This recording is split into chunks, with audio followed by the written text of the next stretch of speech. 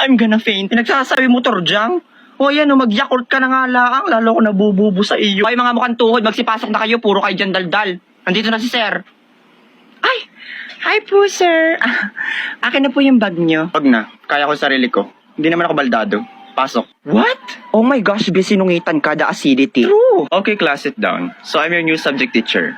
So for today's activity, we'll have a free test. So please, Borloloy, distribute the paper to your classmate. Hala, exam na naman. Nanunuyot na nga yung mga brain cells ko eh. Sir, ako na lang po magdi-distribute ng test paper. Ikaw ba si Borloloy? No po, sir. My name is Quazo, the smartest student here.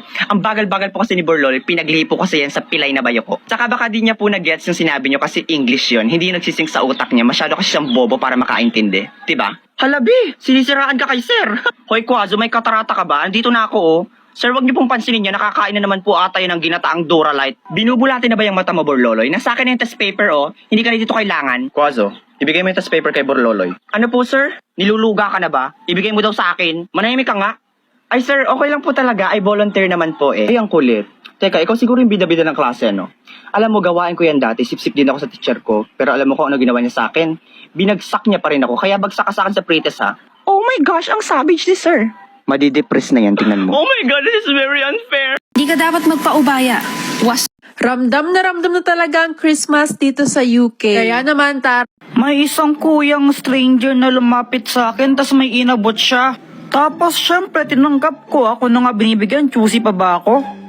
Nakasakay si kuya sa magic truck. Kuya, para sa akin to, walang pambayad.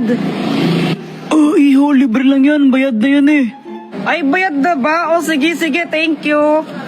Syempre, dahil libre lang, inuwi ko na agad. Guys, baka naman pakapilink muna. Mama, tignan mo, may package ako. Galing daw sa ibang bansa to. Hoy, Jepoy, Shopee niya naman.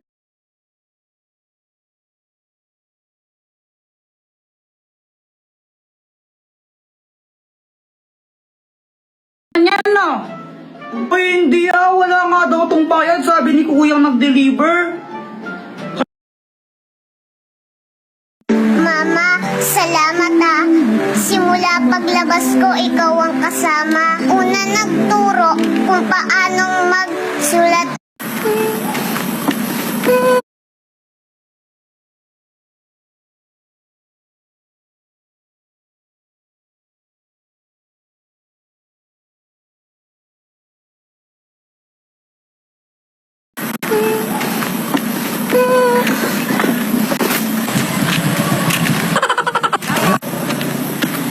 Asa man ka, day?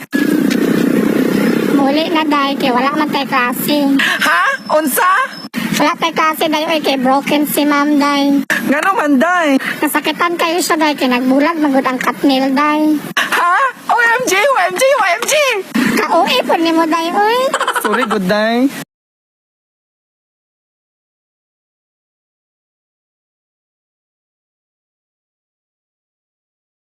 Gusto ko nang tumanda. Ay, ako din.